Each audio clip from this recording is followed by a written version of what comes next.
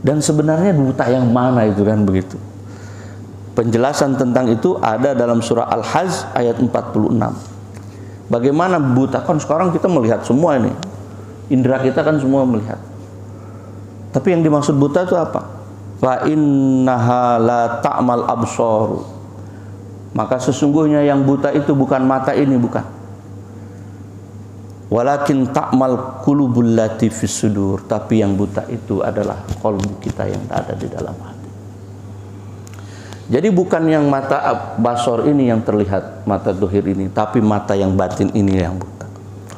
Oleh karena itu, zikir tadi, zikir lisan tadi,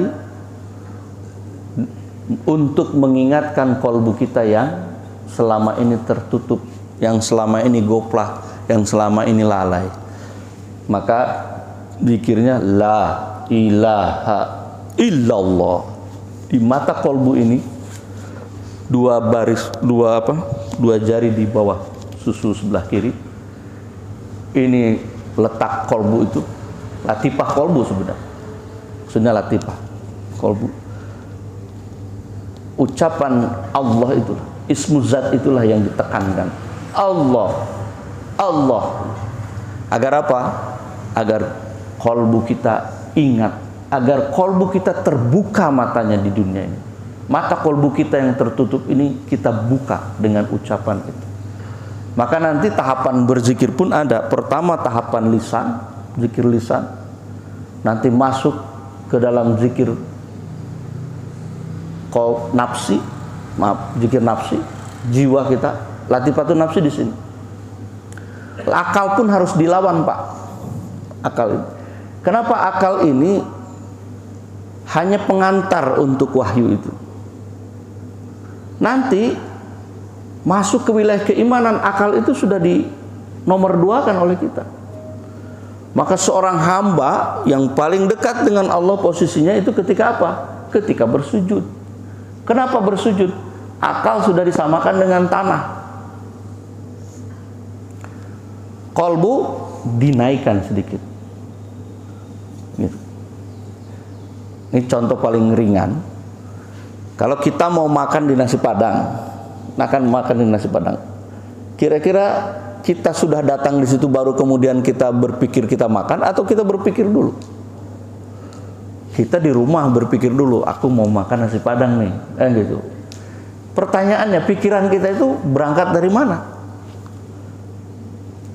Dari dorongan kolbu. Dari kolbu mendorong untuk kemudian berpikir, setelah berpikir baru kemudian berjalan. Kita datanglah ke rumah makan itu. Jadi mekanismenya begitu. Nah, untuk memahami wahyu ini wilayah yang di dalam, Pak. Wilayah kolbu, keyakinan dalam hati. Maka pasti melewati fase akal. Balik. Tapi setelah masuk ke dalam keimanan, maka ini agak di nomor 2 kan.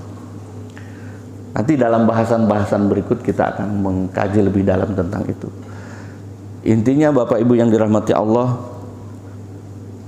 mari bersama-sama kita belajar ini untuk membuka kolbu kita, mengingat Allah Subhanahu wa taala sebanyak-banyaknya, agar dalam kehidupan dunia kita tidak buta melihat segala keagungan Allah Subhanahu wa taala. Terakhir ada satu nasihat dari Ibnu Athaillah As-Sakandari yang menjadi mutiara ke-14 dari kitab Al-Hikam. Kata beliau, al-kaunu kulluhu dulmatun wa innama ana rahu duhurul haq fihi. Paman ra'al kauna walam yashhadhu bihi au indahu au qablahu au ba'dahu faqad a'wajahu wujudul anwar wa hujibat anhu sumusul ma'arif bisuhubil asar. Al kaunu kulluhu dulmatun, semesta itu seluruhnya gulita. Wa innama ana ruhu duhurul haq fihi, ia hanya akan diterangi oleh wujud Allah. Faman ra'al kaun walam yashhadu fihi au indahu au qablahu au ba'dahu, siapa yang melihat semesta namun tidak melihat Allah di sana atau tidak melihatnya ketika sebelum atau sesudah melihat semesta, berarti dia wa hujibat anhu sumusul ma'arif, berarti ia telah disilaukan oleh cahaya-cahaya lain dan terhalang dari mataharinya makrifat. Kenapa? Bisuhu bil asar, karena tertutup tebalnya awan dunia. Jadi orang yang menyaksikan semesta ini tapi tidak menyaksikan yang menciptakan semesta, maka sesungguhnya dia tertutup kalbunya. Kita melihat istri tapi tidak kita lihat perintah kita kepada istri kita harus berbuat apa. Kita melihat anak kita tapi tidak melihat perintah yang menciptakan anak dan istri kita, maka sungguh kita dalam kegelapan, Pak. Oleh karena itu, untuk membuka hijab cahaya Allah, maka bersihkanlah kalbu kita agar terang benderang hidayah Allah datang kepada kalbu kita. Bapak Ibu yang dirahmati Allah, demikian saja barangkali yang dapat saya sampaikan. Mudah-mudahan bermanfaat bagi kita semua. Wallahu muwaffiq ila aqwamit thoriq. Assalamualaikum warahmatullahi wabarakatuh.